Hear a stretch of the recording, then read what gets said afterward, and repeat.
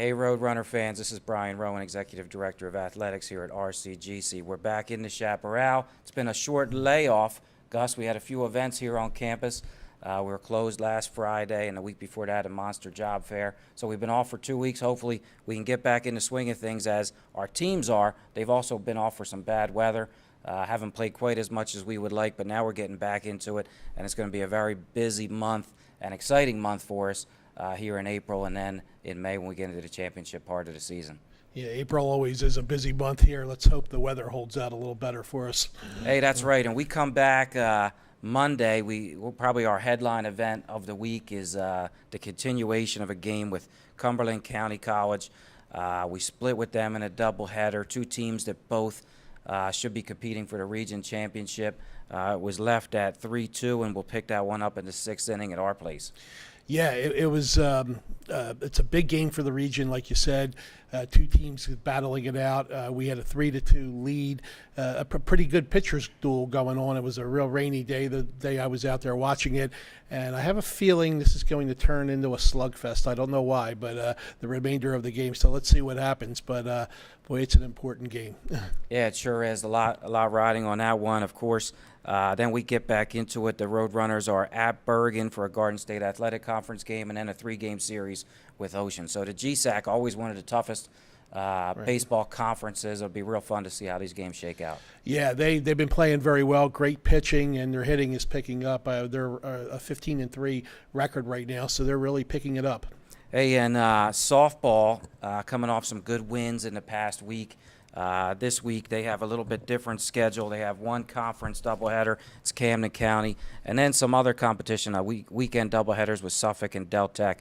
What are you seeing from the softball program? Well, I'll tell you, the difference between this year and last year is, I think, is that we have a lot more pitching depth. Jackie Lesher, Mia Sermigano, and Mackenzie Lafferty are just solid, and I think pitching is going to take them a long way. They had a couple of really solid outings in the past week, so we're heading in the right direction. It definitely, you can feel the momentum building for that team. I think if the hitting comes along, they're going to be really tough to knock out come the end of the season. Yeah, and some of their hitting is picking up. Nicolette Gentile in particular and Jackie Lesher, both solid hitters, but they have a pretty good lineup. I think they're going to be fine. Good. Turn it over. Men's tennis finally getting some matches in. I'm happy about that. Most, of course, I saw you out at the match the other day. You did a nice write-up for us. Mentioned Sebastian Gonzalez, who's our #1 player, and he looks good. Yeah, everybody's looking, very good out there. You had a couple of nice wins last week, 4-0 record. I'll let you tell us a little bit more about it, what you have coming up. Yeah, as I mentioned to you, and it was on the website, a couple of big matches this week in particular at Mercer County that we had a close match with, could have gone either way. Right. And then Hartford, which is a Division I from Maryland, and then the 4-time national champs will play next Saturday. That's Oxford. We'll play them at Hartford in Maryland in a neutral setting. And then a match with Onondaga that's a national power too. So by the end of next week, we'll really see where we stand, and the national rankings will come out. We expect to be in the top 5, but you never know how those things shake out. Right. We'll see from there. Speaking of rankings, very excited. Track and field teams both this week in the first national ranking ranked #1. Right. They have a big meet coming up, close, local. You can get out to see the team, support them at Stockton University on Friday and Saturday. It's been a great showing for them early in the year. Some exciting stuff. #1 rankings for both the men and the women, and I can't remember the last time that happened, but that's just amazing.